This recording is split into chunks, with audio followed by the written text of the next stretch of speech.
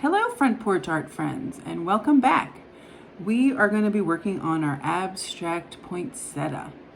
Okay, let's get our kit out and see what you got in there. You should have 2 sponges pre-cut for you in the shape of leaves and petals. You have a small one and then a larger one. And you have your paint pots. You should have red, green, and a little bit of gold. You have a paintbrush. If it's not in this kit, it was in your ornament kit, but in your box this month.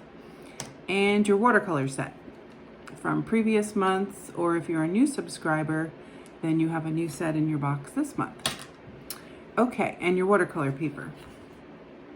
Now remember, I'm working on a surface that I don't care if I get paint on, and I have my paper towel for wiping my hands, and I have a little bit of water for when I'm gonna watercolor paint.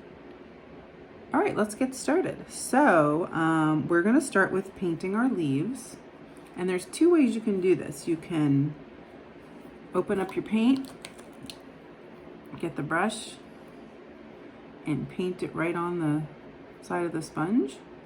Just make sure you cover the whole side red.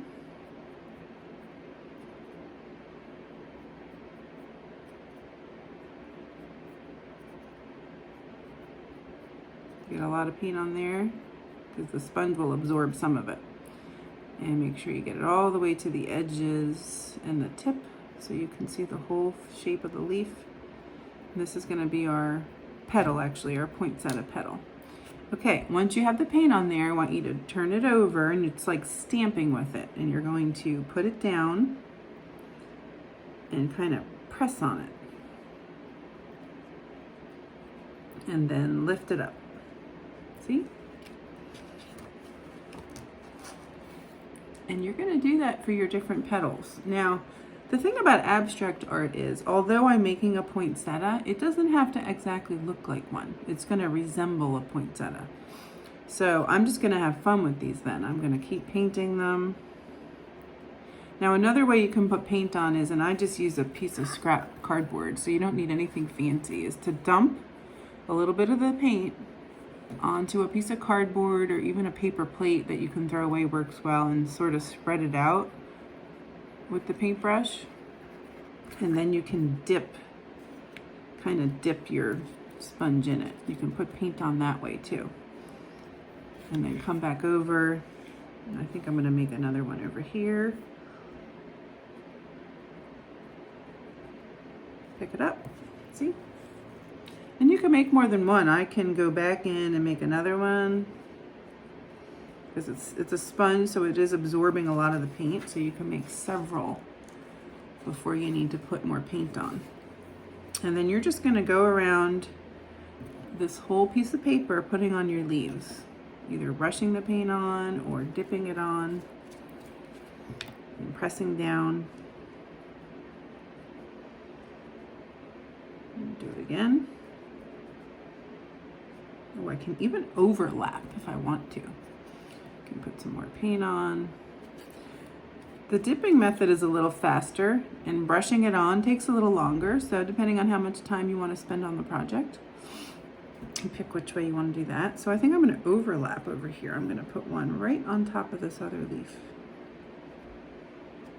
Like that. Straight on top. And I think I'll put one more leaf. Again, I don't need a lot of paint. A little bit goes a long way with a sponge. I'm going to put one like up here. Maybe I'll just put another one over here on the side. Like that.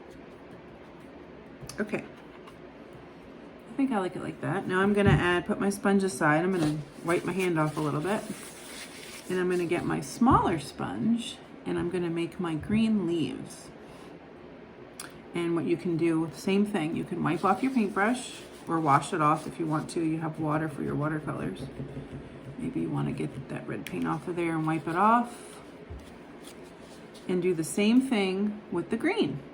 You can either brush it on, or you can spread out the green, dump it on a piece of scrap paper, and kind of dip Dip your sponge in it like that. Make sure you get the whole thing covered, especially the first time. When you reapply it, a lot of paint is already on there, but the first time you put paint on the sponge, just make sure you cover the whole thing really well. Okay, and now I'm gonna go back in and I'm gonna add leaves where I think I might like a couple leaves. I'm gonna add a leaf there. I'm gonna add one over here. Maybe I'll add one. Maybe I want a little more paint now, so I'm gonna go back in and add a little more paint. Put another leaf over here. Put one up here. And there, I've added some leaves to my painting. So the other thing you can do is you can use both sides. So if you want to make a little red leaf, I'm going to go back and wash my brush again, just to get most of that green paint off. And I'm going to go and paint the other side of this red.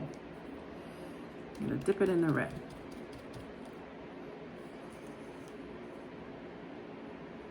Now this is going to get a little messy doing this because the green side is wet, but we don't care about that because we can wipe our hands off.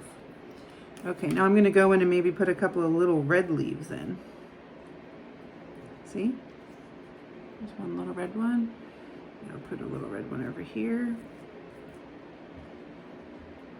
Okay, now I'm going to put that aside. I'm going to wipe my hands off. And if you don't like having the paint on your hands, now would be a good time to go wash them. And then you can come back and finish up. Okay, the final step with the painting, and this is all tempera paint, it's all washable, so don't worry about getting it on yourself, is to take your Q-tip, dip it in the gold paint, and just come back in and make little dots in the center of your flowers. It's just a up and down. Maybe I'll put a couple over here, put some here. And this is your painting, so if you want to just randomly place some gold, because they're pretty, and remember it's abstract art, so it can kind of look like whatever you want it to look like. You're just going to go randomly put in some, because I like the gold dots up and down with the Q-tip to make it look like a circle. Okay, so that's step one. That was all with the tempera paint. And there's two things we can do right now. We can let it dry, which is what I recommend. I would let this dry completely, go do something else, and come back when it's dry, and we're going to add our watercolors. So mine is wet, but I'm going to be careful. I'm going to go get my watercolor paintbrush, and I'm going to get some blue paint, and I'm just kind of going to go around what I already painted with my watercolors. Now if you want to do that, you can, but sometimes that's hard. You just kind of want to paint over the whole thing, and until it's dry, that's not going to work. It's going to kind of make a muddy mess if you do that. So I'm just going to go in and around in the leftover white spots and add some blue paint. And I might come back and add a little purple to go with it. I like the way the purple and blue look together. But this is your abstract art, so if you want to use some different colors, you can.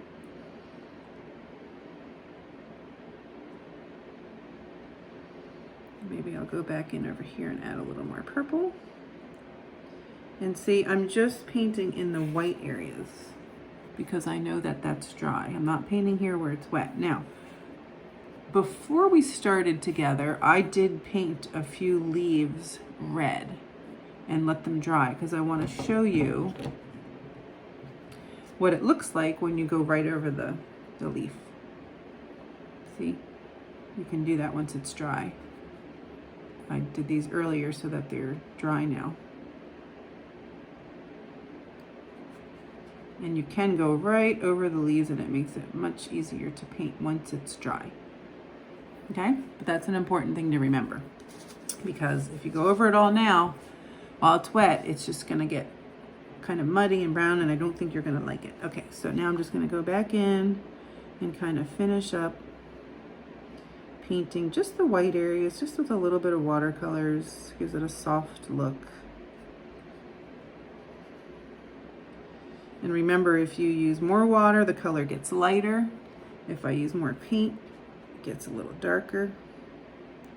So you decide if you want to do dark or light colors. You can always go back in and add a little more water. And look how pretty that is. I love it. You guys are going to make beautiful paintings, and I would love to see them. And here it is dry. See, once it's dry, it has a whole different look. It has a very soft look with the watercolors, and these really stand out because you used a different kind of paint, the tempera paint. Now, when it's all done and dry, I'm going to put this aside to dry. In your kit is a nice piece of black cardstock, and you can take some glue or some little glue dots or just some Elmer's glue or even tape, and look how nice that looks on that black piece of cardstock. And then you can hang it up in your house for everyone to see and bring some holiday cheer into your house. All right, guys, thanks for joining today. And we would love if you would post your pictures on our Instagram site or Facebook, or just send them to us through email and we'll post them for you. And we hope you have a lot of fun with this.